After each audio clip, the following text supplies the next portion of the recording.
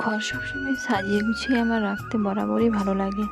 সেই ছোটোবেলা থেকেই আমি না সাজানো গোছানো ঘর বড্ড ভালোবাসি, কিন্তু সময়ের অভাবে না সব কিছু সাজিয়ে গুছিয়ে পরিষ্কার করে রাখা সম্ভব হয় না। হ্যালো এভরিওয়ান, কেমন আছো তোমরা সবাই? আমি সোমা।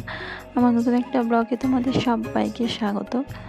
আর আসছিল মঙ্গলবার, তো এখন বাজে সকাল ওই 6:10-15 মতো হয়েছে। এখন থেকেই ব্লগটা শুরু করছি। ঘুম থেকে উঠেছি 6টার দিকে, আর এখন ওই ভোর আর একদম 5:30 থেকে ঘুম থেকে ওঠা হয় না, কারণ প্রায় দিনে দেখি বৃষ্টি চলছে, আর বৃষ্টির মধ্যে তেমন কোনো কাজও থাকে না।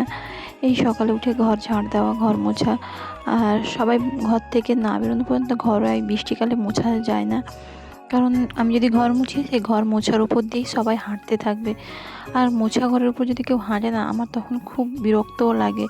সেই জন্য শ্বশুর শাশুড়ি ছেলে সবাই বেরিয়ে গেলে নিজের কাজে তারপর আমি কিন্তু ঘরটা মুছি, কারণ শ্বশুর শাশুড়ি ওই 6:30 6:45 মধ্যে সবাই বেরিয়ে যায়, তারপরে ঘরটা মুছি। আর ছেলে থাকলে ঘরে ওর ঘুম থেকে উঠতে 8টা বেজে যায় কোন দিন। আর এমনি ক্লাস থাকলে, প্রাইভেট থাকলে তখন তো ওই 7টার দিকে থাকে, ও চলে যায়, তারপর ঘর মুছি। তো সকালে ঘুম থেকে উঠে এই যে দেখো ঘরটা ঝাড় দিয়ে দিয়েছি বাইরেরটা চারদিকে। তারপর এই দেখো বিছানাটা তুলে দিলাম, বিছানাটা তুলে তারপর ঘরটা ঝাড় দিয়ে দিলাম। আর তারপর এই জিনিসগুলো না বড্ড নোংরা হয়েছিল, তাই ভাবলাম যে এই জিনিসগুলো একটু পরিষ্কার করি। তো সব সময় না আমার ইচ্ছে করে যে সাজিয়ে গুছিয়ে ঘরটাকে পরিষ্কার পরিচ্ছন্ন করে রাখি। আমার সব সময় মানে ছোটোবেলা থেকেই আমার ভীষণ গোছানো ঘর বাড়ির শখ ছিল। মানে আমি ছোটোবেলা থেকেই বাবার বাড়িতেও যখন থাকতাম নিজের ঘরটাকে সবসময় ছোটো হোক বা বড় হোক সেটাকে গুছিয়ে রাখার চেষ্টা করতাম।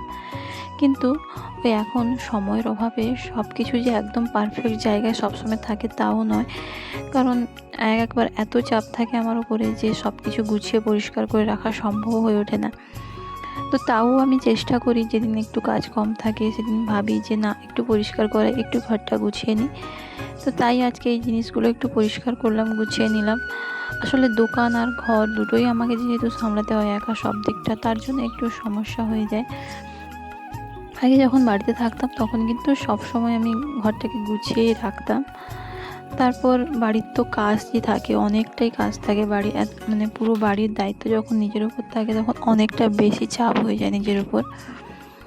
তারপরে দেখো ওই ঘরটা একটু মুছে টুছে নিয়ে এসে, মানে ঘরে যে জিনিসপত্রগুলো একটু নোংরা হয়েছিল, ধুলো পড়েছিল, তো সেগুলো মুছে নিয়ে এসে তারপর এই যে কাপড় জামাগুলো ভিজিয়ে দিয়ে এলাম। এখন একটু রোদ বেরিয়েছে, তার জন্যই কাপড় জামাগুলো ভিজিয়ে দিয়ে এসেছি। প্রায় সকালের দিকে কিন্তু বৃষ্টি হয়েছে, তোমরা দেখতেই পাবে। দেখো সামনেটা কেমন ভেজা আছে এখনও।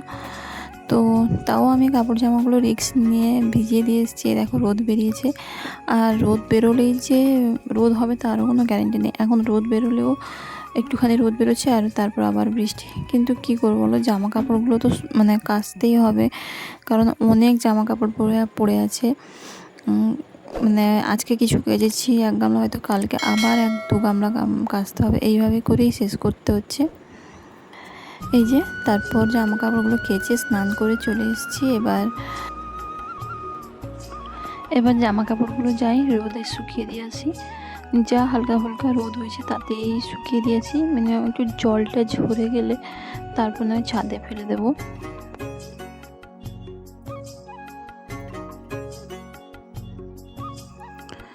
আর তারপরে দেখো সকালের খাবারটা রেডি করতে এসেছি। আজকে ছেলে বললো যে গোলা রুটি খাবে, সেদিনকে গোলা রুটি করেছিলাম, সেদিনকে ছেলে স্কুলে চলে গেছিলো, তার জন্য সে খায়নি, তো তার জন্যে আজকে গোলা রুটিটা করবো। আর এটাতে না অল্প করে চিনি দিলে ভালো লাগে খেতে, তো আমি চিনিটা উপর থেকেই দিয়েছিলাম, কেননা আমি চিনি ছাড়াই খাবো, সেই জন্যই আমি চিনিটা দিইনি। এতে আমি অল্প একটু সবজি দিয়ে তারপর ওটা খাবো, ওই জন্যই আমি কিন্তু এর মধ্যে চিনি দিইনি। আর এই দেখো আমার কিন্তু গোলা রুটিগুলো হয়ে গেছে, আর এগুলোই চিনি দিয়ে ছেলের জন্যই করে দিচ্ছি। তারপর এটা করে আমি দোকানে যাব। তো আজকের ভিডিওটা এই পর্যন্তই, কেমন লাগলো অবশ্যই জানিও।